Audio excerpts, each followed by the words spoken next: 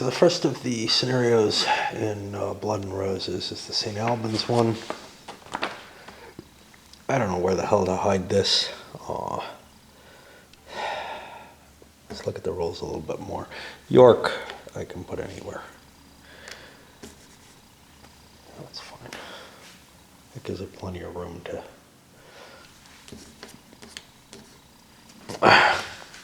All right. So this is kind of the opening guns and, what is really a long struggle between the Yorkists and Lancastrians. And we have essentially Richard of York, who's not happy with what's his name, Buckingham, I think. I'm trying to remember which of the favorites was most disliked. I don't remember if it was Buckingham or Somerset. But anyway, yeah, Buckingham. Oh, wait, no. Yeah. I think it's Buckingham who was more hated of the two. But essentially there were people who were controlling Henry VI, who wasn't particularly competent to begin with. And the Yorkists had their own good claim to the throne to begin with, and did not like this shunning, etc. So they come out with demands to remove the king's favorites, and it actually comes down to fighting, which is kind of a surprise.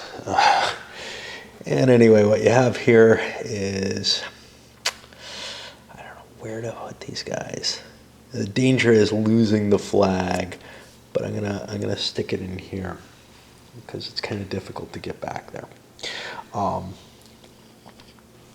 So for the setup, each side has 3 wings with their commanders, etc.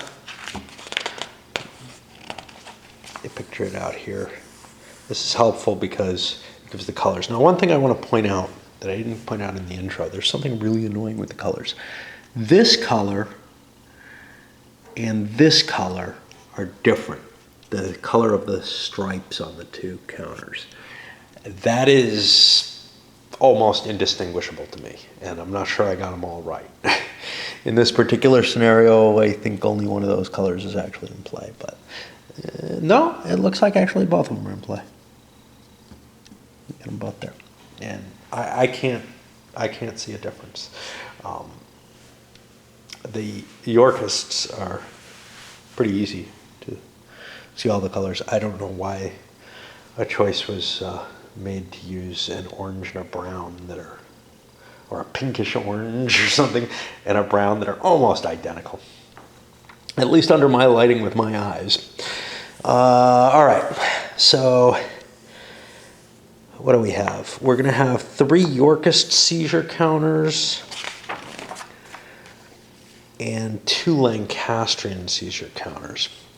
And the way this is done, you find the counters. These will be the Yorkists. You throw them in here, and they're actually random, and the other player doesn't know what you have. So battle cry is a combat advantage, treachery screws a unit up, and seizure negation. And likewise, we'll grab Lancasters, markers, do a little tighter grab.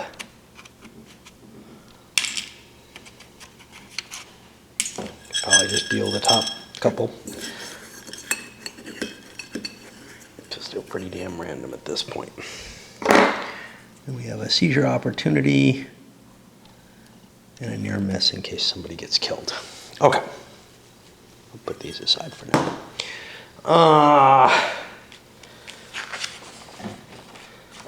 York is going to start the game. They are going to be timed, if I can find that. Which means if the Lancastrians pass 8 times, the game is over. All right, we've got some terrain here. Yeah, they flee off the map in those directions. This part of the map is not likely to be used, so we're going to ignore it. The Tonman Ditch. That's this.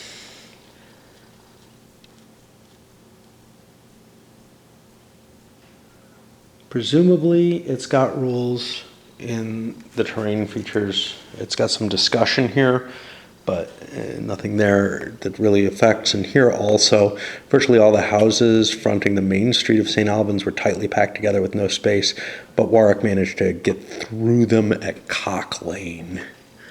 Up here, but it was difficult. Okay. Henry VI, special rules. He cannot move for any reason, including a retire, retreat, or eliminate a result to a unit he's with. He's unaffected by combat, but if a Yorkist enters his hex, he's captured, and he counts as eliminated for flight point purposes. Buckingham can add 1 to the activation rating of any leader with whom he is stacked or adjacent to. Buckingham has his own wing, so, but it's only 1 counter. So, how terribly valuable that is. They're not bad. Salisbury is good, but and I guess that's about it. And we're ready to start. Let me put those counters away and think about what I want the Yorkists to do. Hey, why don't we think about the terrain a little bit? And this is the problem: is I need this chart and the terrain in there. Combat modifiers, houses. I guess that's if you're defending in them. Provide a lot of defense, a lot of bonuses. Ditch has a movement penalty and it disorders you when you cross it. Negates the other terrain in the hex, but no cost, not cost for caltrops. Okay, so I have caltrop counters in this game. I haven't seen any rules for caltrops. I'm assuming they're for specific scenarios. Or maybe I missed something and I should start digging through. Spiked netting. You know what? There's another scenario at St. Albans. I bet it uses the caltrops and stuff, because it doesn't make a lot of sense to be talking about them in the sign in a scenario that doesn't really use them. And we don't really have to worry about the hedgerows. We're probably not going to be up there. Level differences, leave adjacent hex to leaving an adjacent hex costs extra. I think that's base rules, actually. All right, let me give a little thought to how the Yorkists want to begin this. Okay. Looking at victory points, flight points are 10 for the king, 5 for overall commander. York have an overall commander? It should be Warwick if it's anyone. Is he? Oh no, York should be here. There he is. Okay, so York's in command here, right? I hope. Yeah, he's marked as OC. Henry is the overall commander here. In either case, that will almost win the game. And in particular, the rule is keeping Henry stuck in one place. I think what I want to do is I want to send York towards Cock Lane there and see if I can push through there. He's not the guy who's got the most initiative. It's actually Salisbury who does. I need to find a die because I'm going to need one very shortly. Okay. Unfortunately, all my battles are too close for me to do any kind of army movement. So I'm just going to activate Plantagenet here. And he'll... Yep. We need to see our movement chart. And sorry about the jumping. I'm kind of in tight quarters here. This little board on this little table for some reason. So clear is 1 movement point per. Okay. And we've got elevation levels here. And we're already up there. So let's get moving. 1, 2, 3, 4. I think the road costs us 1. Yeah. So let's get these guys moving. 1. Let me make sure facing doesn't have an effect on movement. I don't believe it does.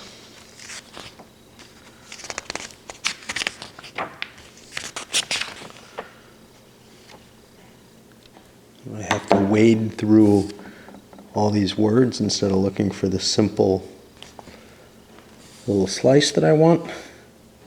I don't know.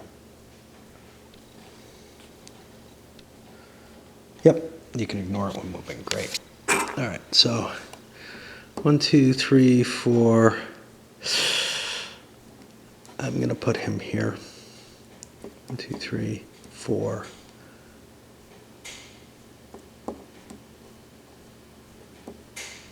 We're not going to move him yet, are we? 1, 2, 3.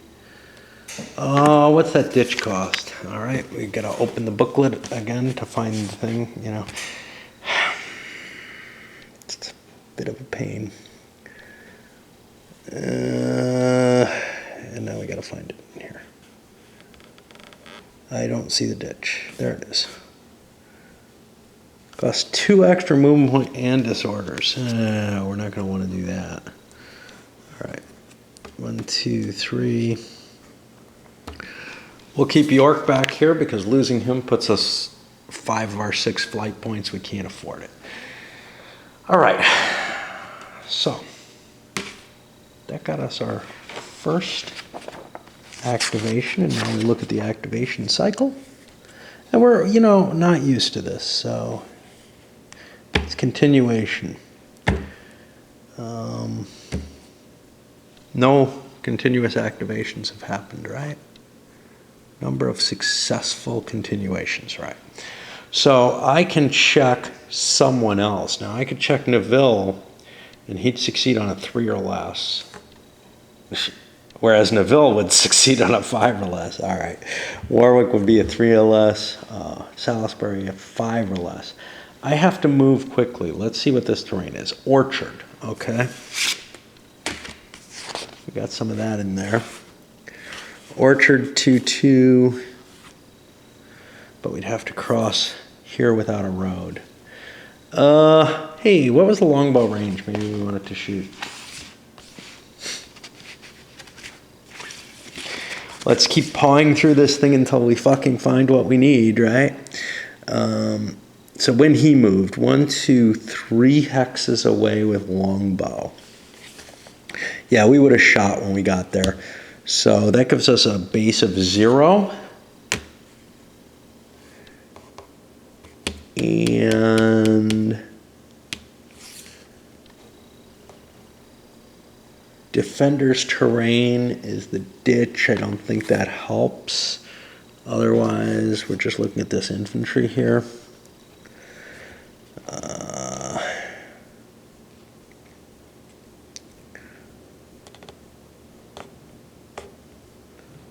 Yeah, it looks like we just get a 0 on the table.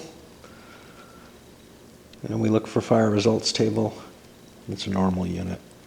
And it's not going to get any kind of chance to shoot back. This is actually before this unit moved, when the longbow moved.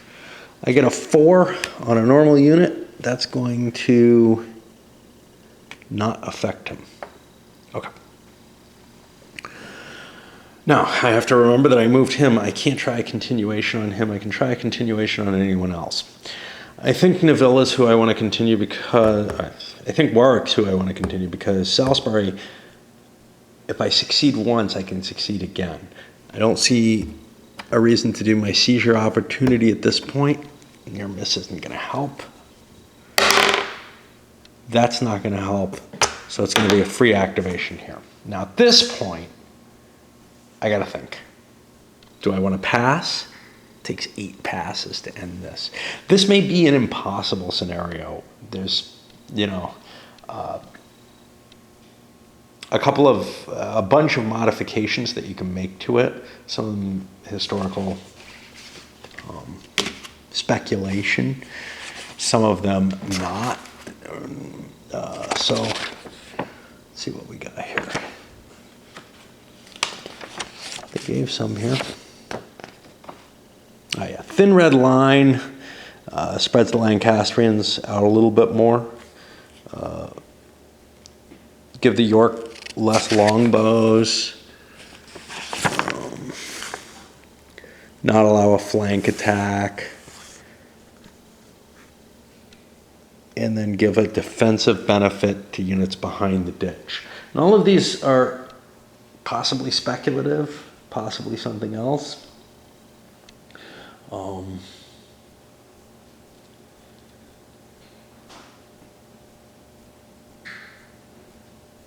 But the statement on the balance for this says, even if you give the Lancastrians everything, they probably still can't win.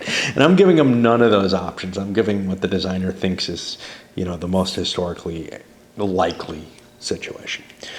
All right, so I'm probably not going to be able to delay the game long enough, especially the way things are.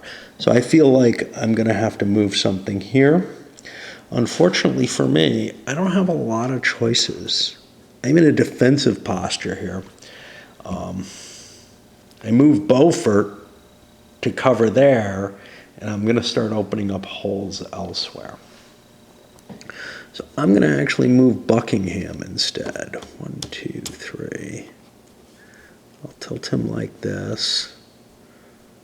I don't remember which hex he's in. I may have bumped him.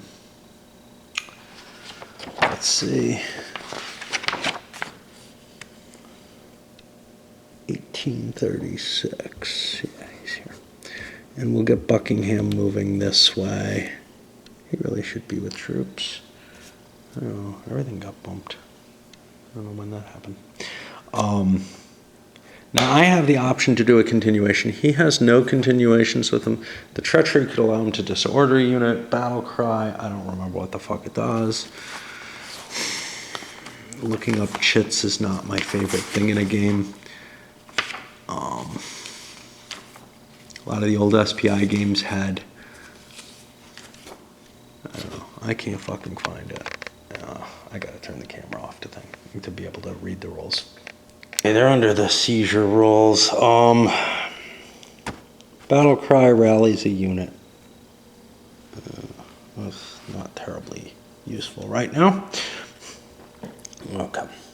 So if I want to activate something, I'm going to want to activate Beaufort. Theoretically, having this over would make sense. And he's a 4. I can't do him again. I can't just run him up to Cock Lane or whatever. Beaufort gets to go. There's no chance to seize over here, so that's fine. So now, moving adjacent to a unit, what does that do? Well, if there was a zone of control rule that didn't say there's no zone of control rule, but adjacency means something, I wouldn't have to read this long set of paragraphs here. Unfortunately, this is exactly what I have to do because there doesn't seem to be any space that tells you inhibitions on movement. Maybe they don't exist. Maybe they're in here somewhere. If the hex it enters is adjacent to an enemy unit, it must stop. That's the rule I was looking for, and that would be one case under rules books that I prefer. Okay, so that means I gotta look. I got infantry. I got no bows. 1, 2, 3. It's not a charge. Shocking across this is not good. 1, 2, 3. I don't have to shock across them. So I'm going to try to push him back. I could have conceivably jumped in here, I think, because I don't have any heavies there. But instead, I'm just going to stand in the way. Who has the... Oh, the heavies are all here. Do we have any heavies? No, we have nothing but infantry. Our only heavy is back here. Okay. So we're not going to attack here, but we are going to declare a shock here. And this should be pretty easy. The archers do not get any kind of reaction.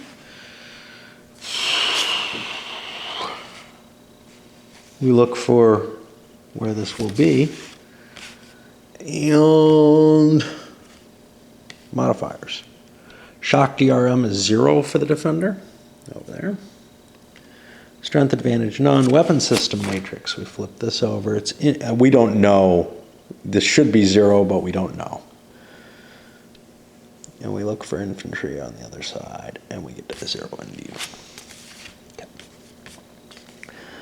No continued attack, no disorder, no countercharge. Lower level, no.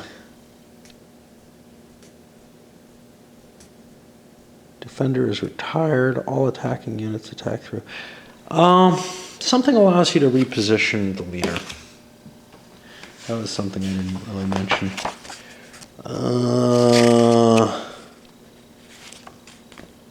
Or is it just movement allowance? I don't fucking know. What allows you to reposition the leader? I'm thinking a different game. Okay. Yep, the game I read the rules to right after this. Yeah, so instead of moving him here, I'm going to throw him in here so that he's involved in the attack. Because he has a +1 modifier for his leadership. And remember, that only works on attack. So, we're hitting right in the front. Not much we could do to that. So we have a +1 to the die roll on the normal shock combat results. We get a 5, no result, or defending missile unit is disordered or retreat. Okay, so nothing happened there. And now we can try to go again. We're going to try to move.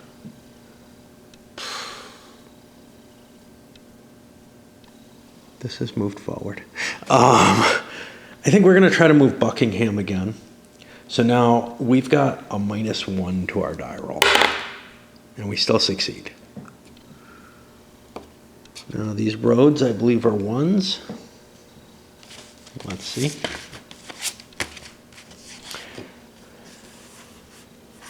A. Yep.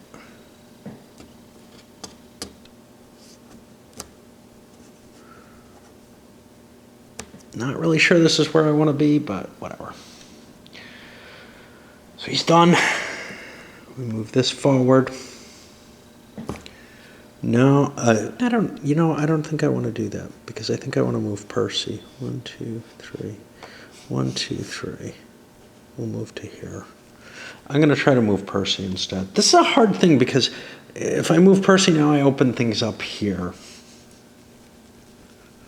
Yeah, I can't do that. 1, 2. How much do those orchards cost? Is that what they are? They cost 2. I don't have that much. All right. We'll let Beaufort move again. He's more likely anyway with that 4 activation. Hey, he succeeds too. And again, I've got no chance to interrupt this. I don't think I can move these guys. I'm not sure. Let me check. You're allowed to follow standard wargaming type principles and pull out and move in. Do I want to do that is the question. I don't want to attack across here. I think I'm just going to keep going at my little measly +1 because if I move into this hex, I'm going to get shot with reaction fire. And I don't know that I'm going to get much of an advantage. What's kind of interesting is I can move into here between these buildings on the road and then move into here. That might be my best move. Let's do that instead. 1, 2, like that. 1. I don't know if this is orchard. Doesn't have enough trees, right? 2. I think that is not clearly stated. Like how many of these trees you need to be an orchard, right? I don't know. Okay.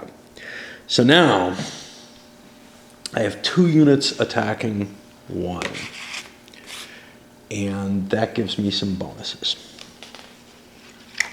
So now we go to combat for that.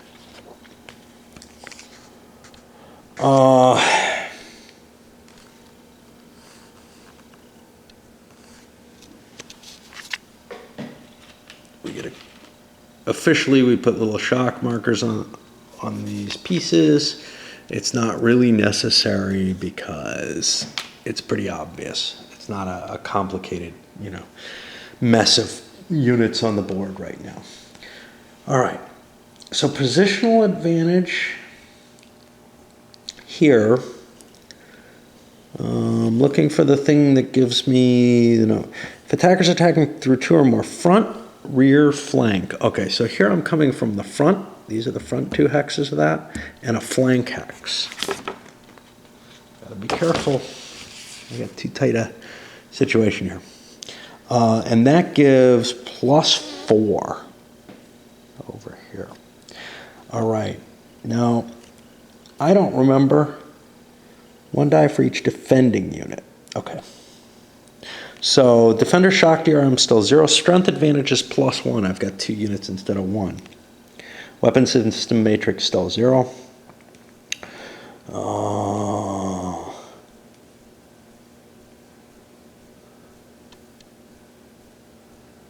I've got a charisma bonus of +1. That ought to be somewhere in here for the attacker. I know I saw it before. I'm not seeing it now. Oh, there it is. And through here. So +2 +4 is +6. There's no retreat before combat. These guys aren't mounted. I get a 6. A 6 is defender disordered or retreat. Well, if I retreat, I give up this space. If I'm disordered, I become easier to hit.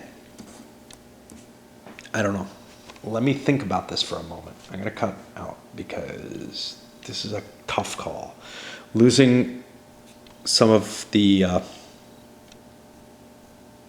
losing my 1 little inch across the ditch worries me a bit.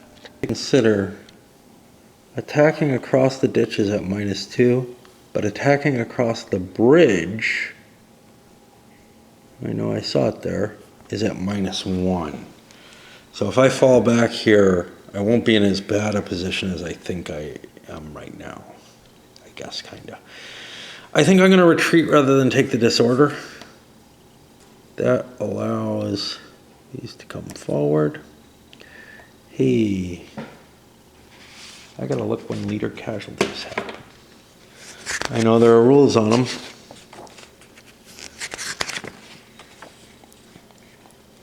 They happen when a disorder happens, and also walls of 9 or something like that when you're doing fire combat.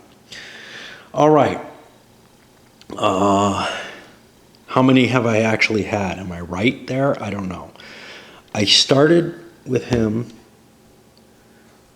went to him, went back to him, and went to him. Can I count that? Him, I think.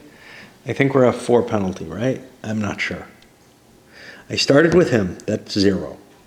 1, 2, 3. No, I'm at 3. So it's physically possible for Stafford to go, or I could pass. But I think it only counts if I pass on a free continuation. I don't think passing, and we'll have to find those timed rules.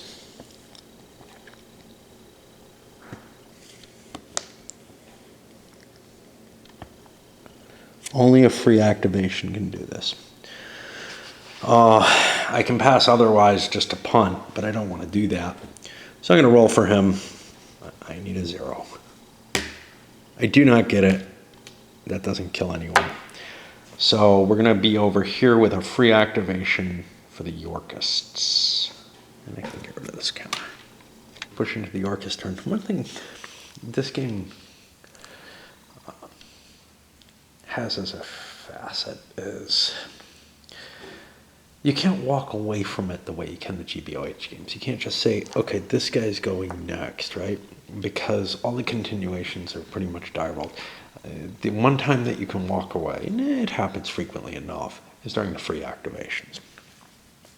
All right, I have this treachery counter. I'm on a time limit. Maybe I want to end I kind of need to force my way here. Maybe I want to push my way through at this point. It's the beginning of an activation. I think I'm going to select him. Why don't I use it? It will disorder. Yep.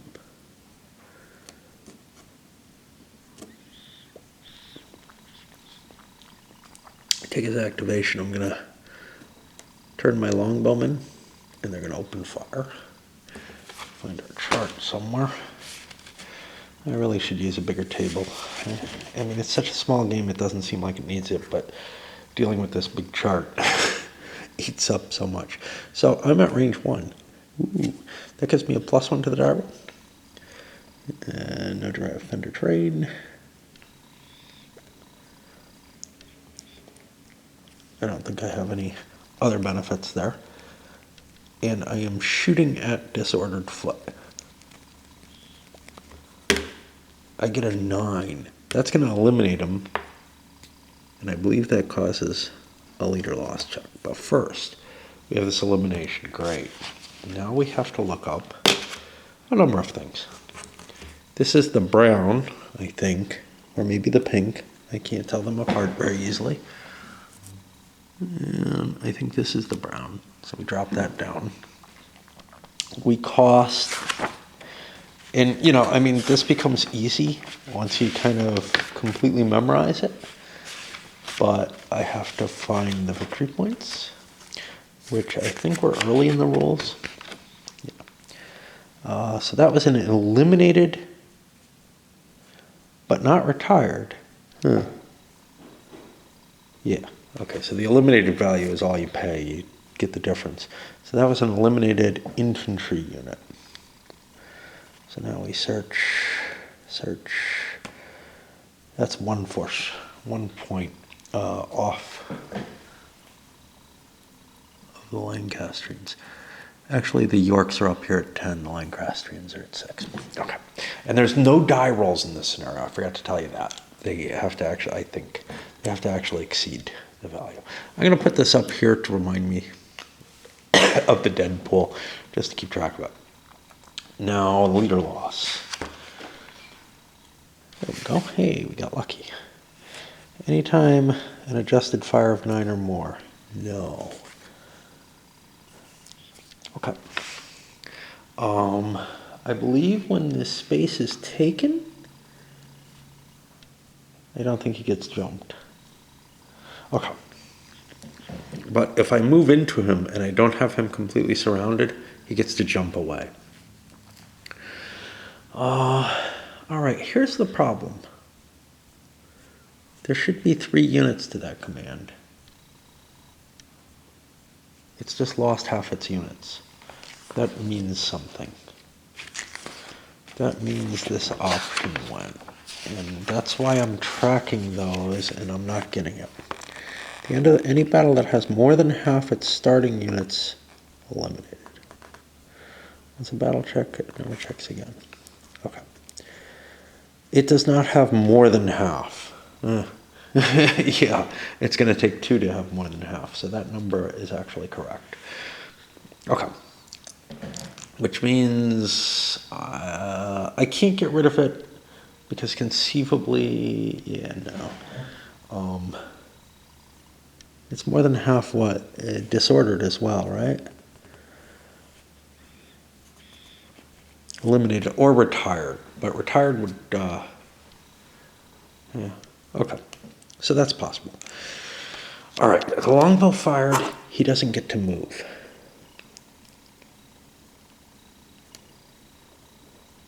Problem here is if I cross here, I stop. So I would rather cross here 1, 2, 3, disorder, 4. 1, 2, Beaufort flees. And he stops there. Do I need a 3rd unit in here? 1, 2, 3, why not? Now, if I don't get another activation with him, I may have some problems with these guys streaming there, but that's okay. I can go charging through if he opens up an empty space. So I think I feel okay with this. Let's assume there's shock markers all along here. This can't retreat. He's being attacked from multiple directions. So let's see what we got. Defender shock is fine. Strength advantage is 2 points. Weapon system matrix. I've got dismounted men-at-arms against infantry. That gets me to 3 points.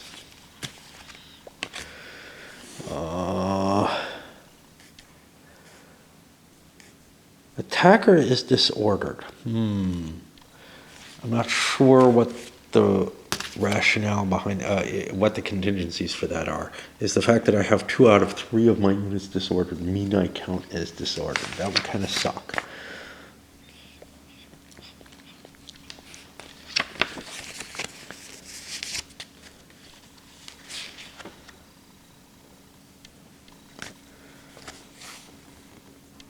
Attacker statuses. If any attacker is disordered, yeah. So we go down to 1. We need all those attackers. They give me more bonuses than not. Not countercharge, not lower. I have to check that. Leaders. We each have a leader, but only mine counts. That puts me to +2 because I'm attacking.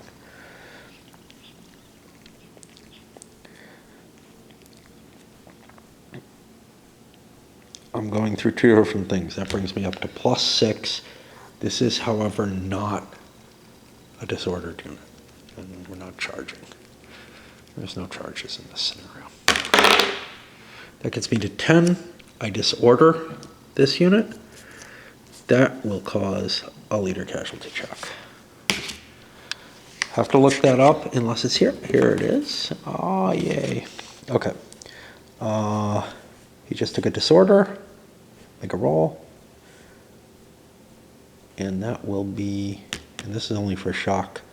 We don't have the firepower one, so I had to look them up anyway. So greater than or equal to a 7, we kill the leader. The leader's dead.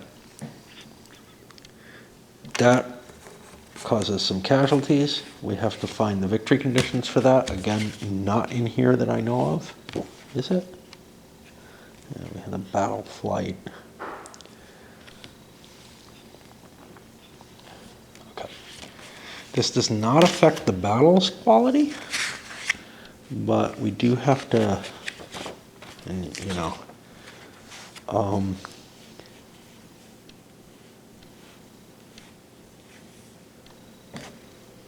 okay, I can't find any points there.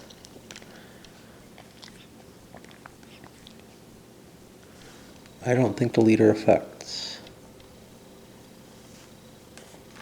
It says each eliminated unit or leader. Men-at-arms, named battle leader. That's 2 more force points. We've got them up to 3 already. It's in pretty bad shape. And remember, it's 10 points for Henry because he's a king. So if we can get to him, it's all over. Is standard in here? It looks like it should be because we got this, but I'm not so sure.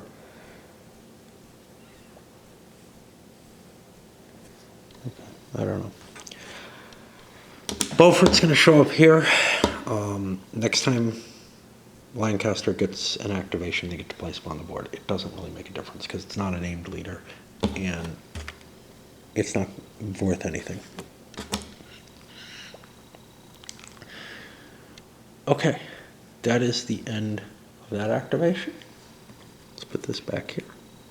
And we can try to continue. Now, he has the chance to seize the opportunity. Do I want to do that?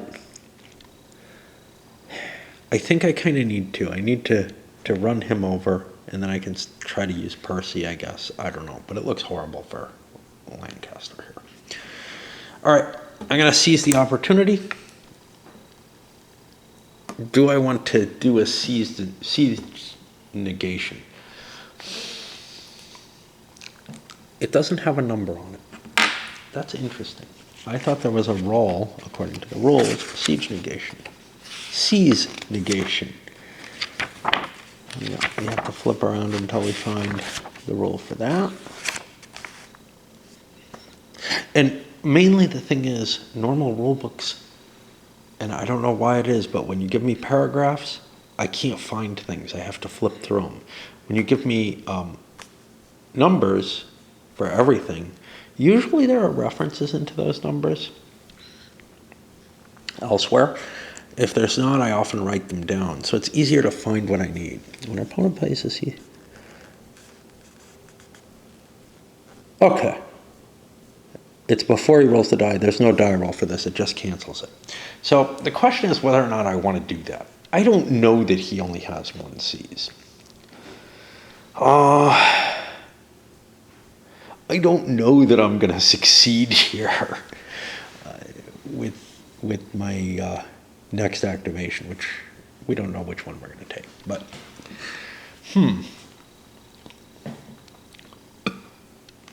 So, if I could get to another attack with him, that would be good. But I'm going to say I'm going to give him a 50-50 odds he'll play his counter. Otherwise, he's not going to. He's going to. The main reason is this just doesn't seem like that important a point for it. But now I get to make my roll for the next activation. And the question is, do I want Neville or Neville? I think I'm going to go for him. Because although he could do some good, maybe a little bit more good, he's got more of a chance of getting it, and that means he's got more of a chance of a second activation, which I see is kind of important. Although this guy could kind of screw up some of the forces that could come in. So a 5 is what I'm looking for. I do not get it, so it's a free activation over here. Now, it doesn't look like I'm going to get lucky enough to be able to... to play this out. Mainly that's a time limit just to prevent York from pissing too much time away. So we'll move Stafford. Lord Buckingham.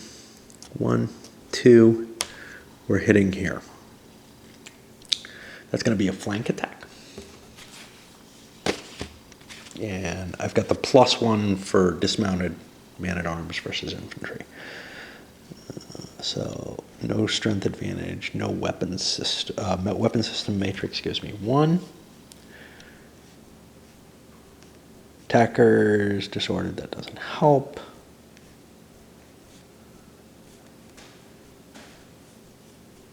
I get a flank attack, that brings me to 3.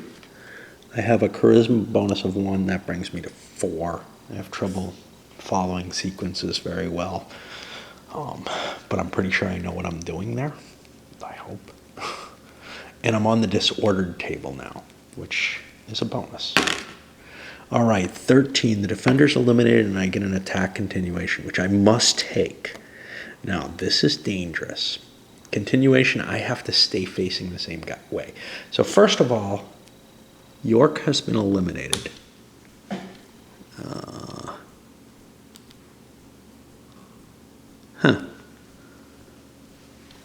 For some reason, I don't have all the York commands on the board. Interesting. We'll worry about that in a moment.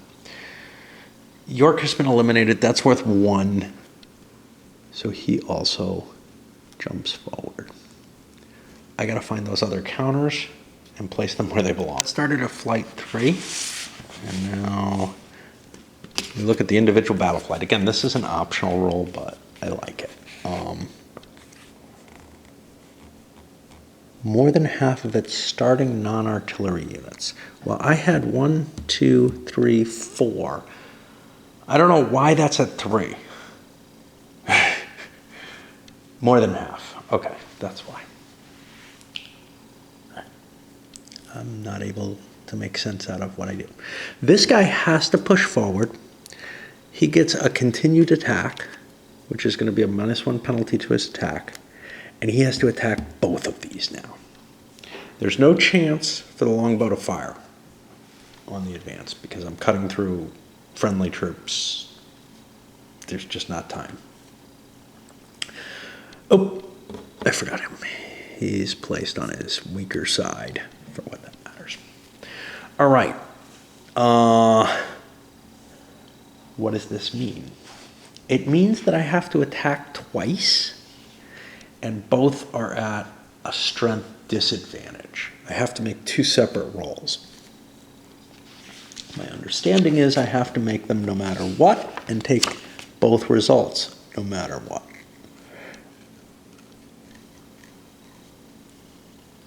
Let me make sure that's correct as we look. I don't know. I don't know if the glare hits you as bad. I see it in the camera, and it doesn't look as bad as it did in the other game. The game where it was bad was a very dark map that was glossy. That's just horrible. You don't see too many of those, I hope. Map looked pretty without that. So we have to read all of these paragraphs. We can't skim for what we need easily because it's just too easy to miss things. And I'm not seeing it, so I'm going to have to bail and come back. Controlling rule is here attacks by a single attacker against multiple defenders are resolved one at the same time. Now, by putting this in an exception in italics, in a sense that kind of makes it easier, except that examples and play notes and other stuff that probably aren't really rules are also in italics. A little disturbing. I would be fine if this were unitalicized and, somehow called out. They're not using color on most of the pages, so you don't have a lot of options there. You could probably put a little grayscale on it. I would rather the grayscale be around the examples, to tell you the truth. Although, and they're considered to be going on simultaneously with results that are cumulative to the attacker applied after both attacks are resolved. So they're not timed. So let's see what my two attacks are. The first one, and in a sense this is the most important because this is the unit, or not necessarily the first, but this one is my strongest unit over on the York side. It's the other, I didn't necessarily want this because I got the continue attack, right? Retired might have been better. This is the other dismounted unit. I'll be attacking it at -2 from what I can see. And we're hitting front on. It's -1. I'm assuming DM versus DM is 0.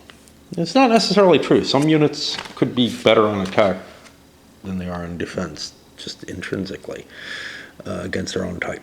So I've got -1 for being outnumbered, and -1 for the continuation, and +1 for this.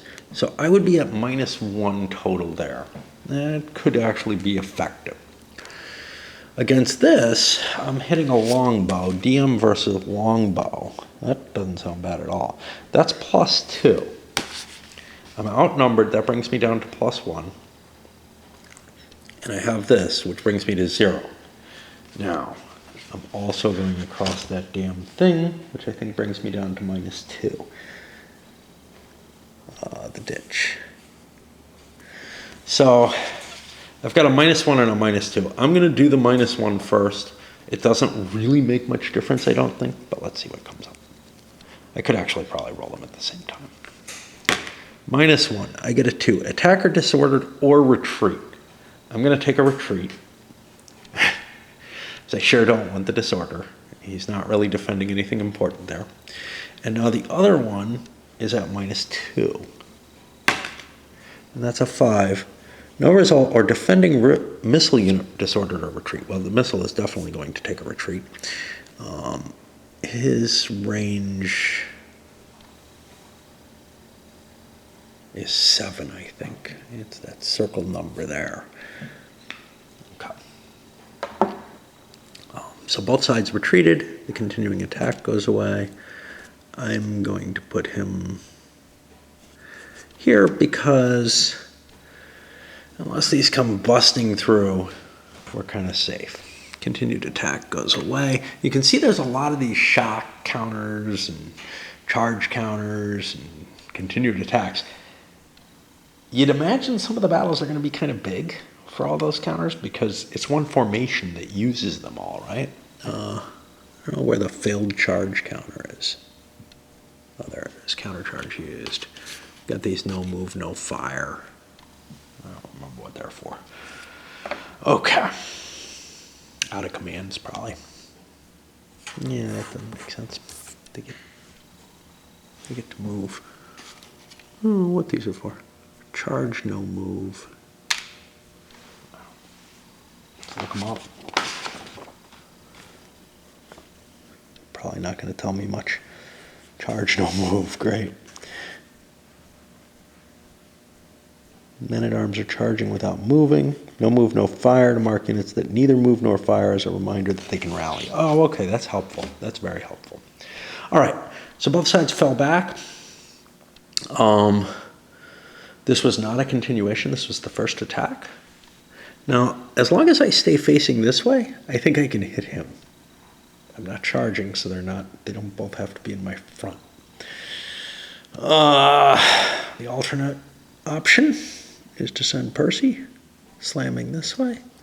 This is probably his, oh, he just has infantry.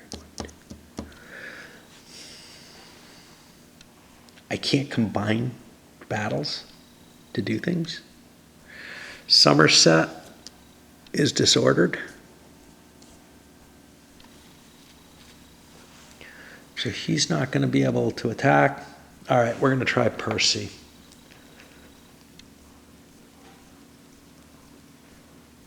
Did I use that treachery counter?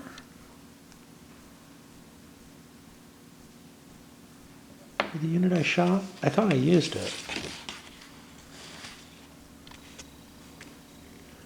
Yeah, I must have used that.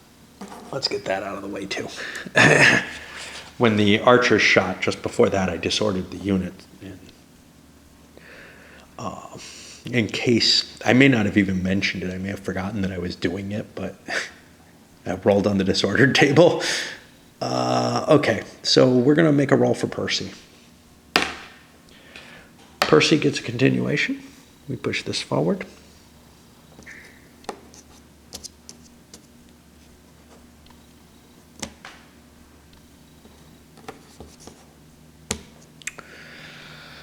Crossing the bridge is kind of the worst thing that can happen, so I'm going to cover that.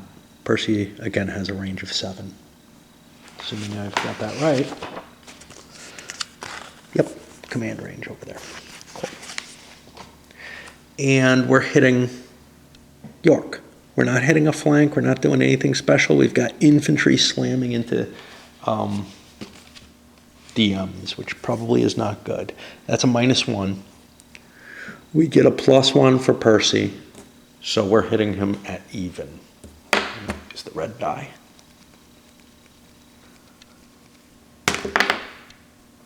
An 8. It's against the normal unit. That's going to disorder, and that causes a casualty check. We're doing everything out here. I don't know why. That's a 7 or higher. We kill. We do not kill him. All right. Now, what I'd like to do is get Somerset out of there so that he gets a chance to recover. Let's look at our terrain, which is towns or something like that. Probably houses, mill, church, abbey. That's really expensive to move into, but it's got some real defensive bonuses. I can't move here, that's the problem. Let's check him. I need a 1 or a 2 because I've already had 1 successful continuation. I do not get that. So we flip back over and we're back down here.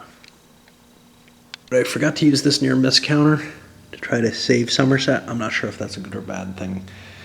I'm just leaving it as it is. I probably would have used it to save his life if I thought about it real carefully, but I'm not sure.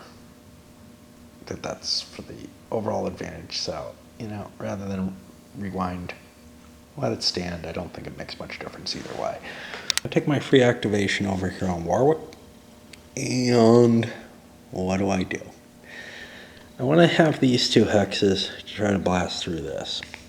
I probably want to weaken that position by shooting. Now, remember, my archers, I think, can shoot out their flanks because they're bowmen. Oh, everybody can shoot out their flank. I know the gunners can't do it.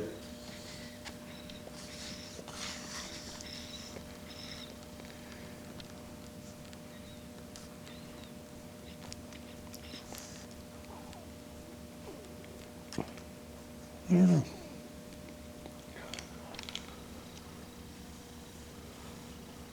Archer, handgun, and longbow can go through frontal and flank. Artillery only through frontal. But reaction fire...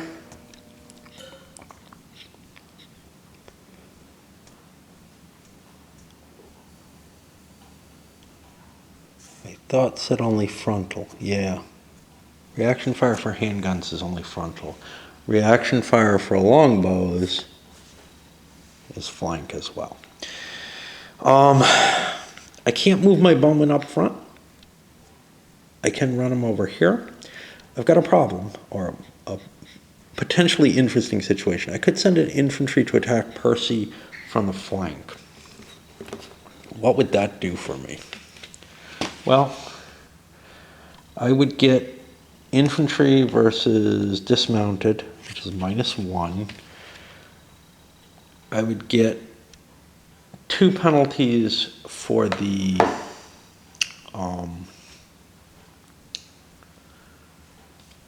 ditch. That puts me to -3, and I'm hitting from the flank, which is +2. So I'd be at -1.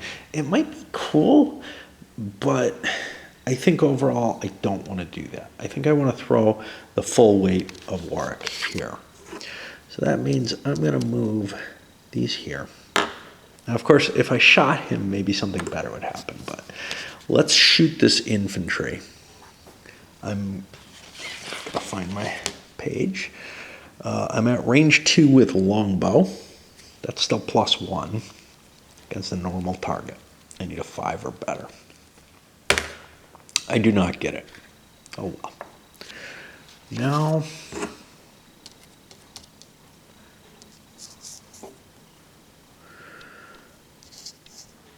do I want to move all the way up? I'm going to move like this. I think that gives me more defensive capability. And my attacks hits both of these. So DM versus infantry is +1, -2 for the ditch brings me to -1.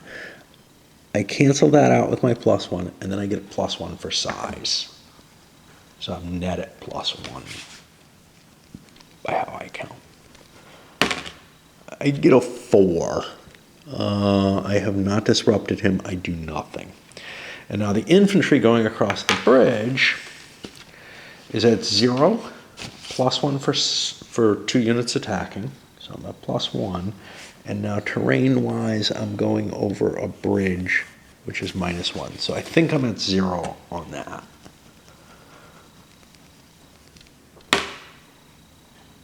Is this right? No. I should have only rolled once. You do not roll multiple times. With multiple units attacking, you roll multiple times when you're hitting a single defender. So this was counted in and is fine. So we didn't get what we wanted there, but that's okay. Now, our continuation.